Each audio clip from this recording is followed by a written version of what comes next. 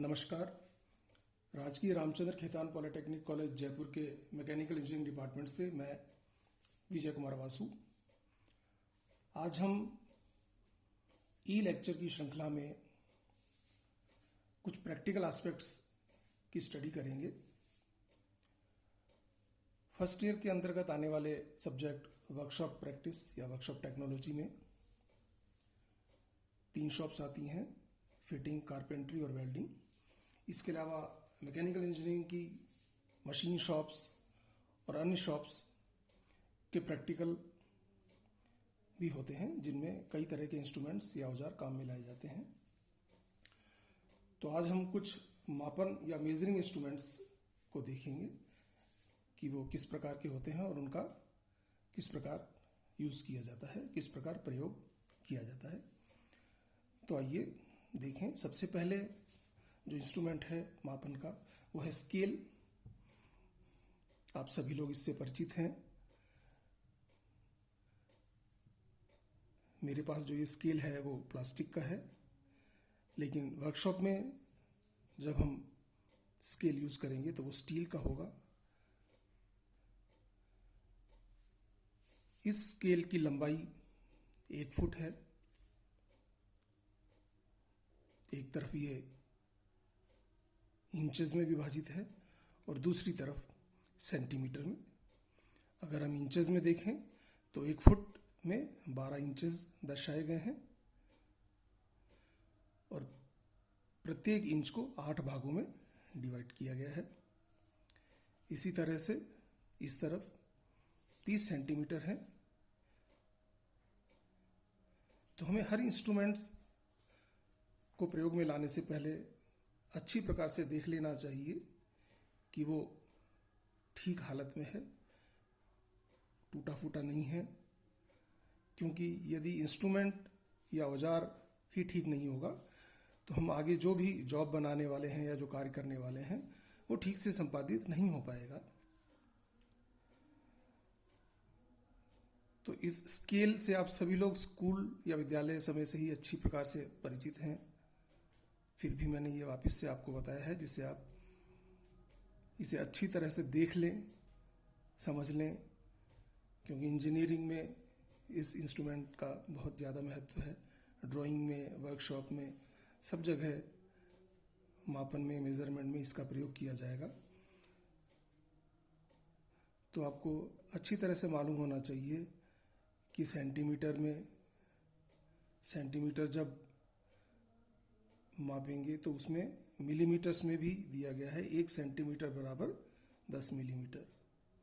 तो ये सारी चीज़ें आपको अच्छी तरह से समझनी चाहिए और दोहरा लेनी चाहिए, जिससे कि इंजीनियरिंग कार्य करते वक्त हमें किसी भी प्रकार की प्रॉब्लम या समस्या नहीं आए। इसी प्रकार का एक दूसरा मेजरिंग इंस्ट्रूमेंट्स है मेजरिंग टेप। जो अभी हमने स्केल देखा उसकी मैक्सिमम लंबाई 1 फुट थी, तो हम 1 फुट तक की लंबाई उससे आसानी से नाप सकते हैं। लेकिन उससे अधिक की दूरी नापने के लिए हम मेजरिंग टेप का इस्तेमाल करते हैं। इस प्रकार से ये मेजरिंग टेप जो है बाहर आ जाता है और ये छोड़ने पर अपने आप इसमें वापस चला जाता है। स्प्रिंग लोडेड मेजरिंग टेप है, जिसमें ये वापस अंदर इसमें चला जाता है। दूसरी तरह का एक मेजरिंग टेप होता है जो ज़्यादा लंबाई का होता है। उसमें हमें इस टेप को एक नॉब से घुमाकर रोल करना पड़ता है। ये जो मेजरिंग टेप है वो भी आप देख पा रहे हैं कि एक तरफ इंचेस में और दूसरी तरफ सेंटीमीटर में अंशांकित किया हुआ है। जो सेंटीमीटर है, क्लियर है कि 1 सेंटीमीटर में 10 मिलीमीटर होते हैं। और जो इंच है, 1 इंच को 8 बड़े भागों में डिवाइड किया गया है और फिर उन 8 भागों को कुल 16 भागों में, अर्थात 1 इंच को 16 भाग में डिवाइड किया गया है। और शुरू के कुछ भागों में जो इंच है उसे 32 भागों में या 32 पार्ट्स में डिवाइड किया गया है।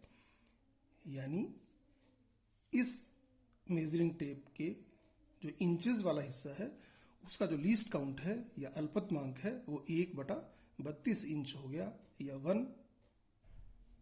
1/32 इंचेस उसका लीस्ट काउंट है। उसी तरह से सेंटीमीटर में बात करें तो 1 सेंटीमीटर 10 मिलीमीटर में डिवाइड किया गया है, तो इसका मतलब इस मेजरिंग टेप का जो लीस्ट काउंट है वो 1 मिलीमीटर हो गया, या 0.1 सेंटीमीटर इसका लीस्ट काउंट या अल्पतमांक हो गया। तो कोई भी जब हम इंस्ट्रूमेंट काम में लेते हैं, खासकर मेजरिंग का, तो उसके लीस्ट काउंट या अल्पतमांक की हमें अच्छी प्रकार से जानकारी होनी चाहिए, जिससे रीडिंग लेते वक्त, नाप लेते वक्त हमें कोई भी समस्या नहीं आए। ये जो मेजरिंग टेप है उसकी मैक्सिमम जो लेंथ है वो 3 मीटर है। 3 मीटर तक की लंबाई हम इससे नाप सकते हैं, और इसका जो मटेरियल है वो स्टील है। स्टील स्ट्रिप से ये बना हुआ है। जो इससे बड़े मेजरिंग टेप आते हैं वो क्लॉथ के बने होते हैं।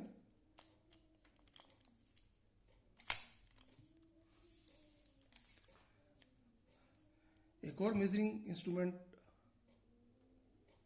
हम देखते हैं, यह ट्राई स्क्वायर या जिसे गुनिया भी कहते हैं। ये एक बहुत ही इंपॉर्टेंट इंस्ट्रूमेंट है जो कि कारपेंटरी में, फिटिंग में और अन्य शॉप्स में काम में लाया जाएगा। इसके 2 हिस्से हैं, ये बॉडी है और ये ब्लेड है। जो ब्लेड है वो स्टील का बना हुआ है और ये वाला हिस्सा कास्ट आयरन का बना हुआ है। ये दोनों हिस्से आपस में इस प्रकार से जुड़े हैं कि ये जो एंगल है वो 90 डिग्री है या समकोण है।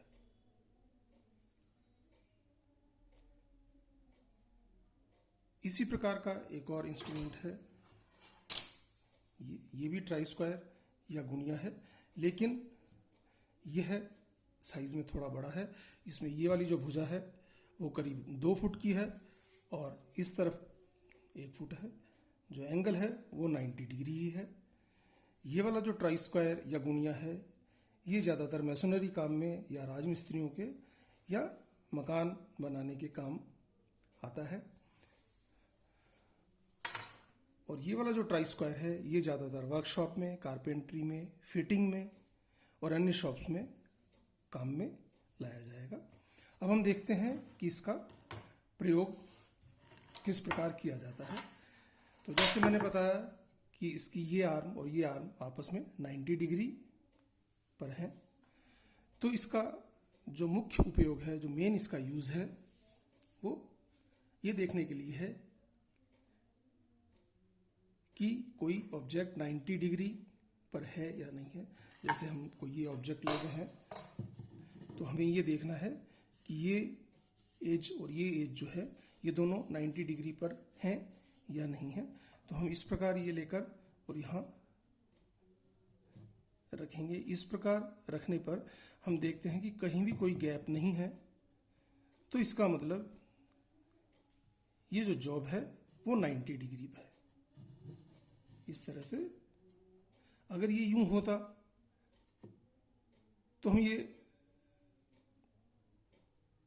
देखते कि ये 90 डिग्री पे नहीं है, लेकिन क्योंकि दोनों सरफेसेस पूरी तरह से हमने इस पे स्पर्श करके देखा है कि कहीं भी कोई भी गैप हमें नज़र नहीं आ रहा, इसका तात्पर्य यह है कि ये जो जॉब है उसकी ये वाली और ये वाली एज वो 90 डिग्री पर है। तो कोई भी 2 एजेस को हम इस प्रकार देख सकते हैं कि ये 90। तो इस ट्राई स्क्वायर का या गुनिया का जो मेन उपयोग है वो किसी भी जॉब की 2 एजेस को ये सुनिश्चित करने के लिए कि वो 90 डिग्री पर हैं यूज़ किया जाता है। इसके अलावा एक और इसका यूज़ है कि अगर कोई सरफेस प्लेन है या नहीं है, समतल है या नहीं है, या ये वाली प्लेन समतल है या नहीं है, उसके लिए भी इसका यूज़ किया जाता है। इस तरह से रखा जाएगा उसे और फिर सामने देखा जाता है कि कोई गैप है या नहीं है। अगर इसमें गैप होगा तो हमें दूसरी तरफ से आती हुई रोशनी दिखेगी, तो इसका मतलब ये होगा कि ये जो सरफेस है वो प्लेन नहीं है या समतल नहीं है। तो इस प्रकार हमने देखा कि ये गुनिया के दो प्रयोग हैं। एक तो ये देखने के लिए कि कोई भी दो एजेस जो हैं वो 90 डिग्री पर हैं या नहीं है, और एक ये देखने के लिए कि कोई प्लेन कोई जो सरफेस है वो समतल है या नहीं। आने वाले लेक्चर्स में हम और इंस्ट्रूमेंट्स की स्टडी करेंगे, लेकिन मैं सभी स्टूडेंट्स से ये ज़रूर कहूँगा कि हम इन प्रैक्टिकल्स की श्रृंखला में या क्लासेस में जब भी हमें कोई इंस्ट्रूमेंट्स के बारे में बताया जाए तो हमें उसके बारे में पूरी स्टडी कर लेनी चाहिए। कोई भी संशय हमारे मन में रहना नहीं चाहिए, क्योंकि आने वाले समय में जब हम उसका प्रयोग करेंगे और यदि हमें उसका प्रयोग करना अच्छी तरह से नहीं आया तो निश्चित रूप से हम जो कार्य है उसको ठीक से नहीं कर पाएंगे। Thank you.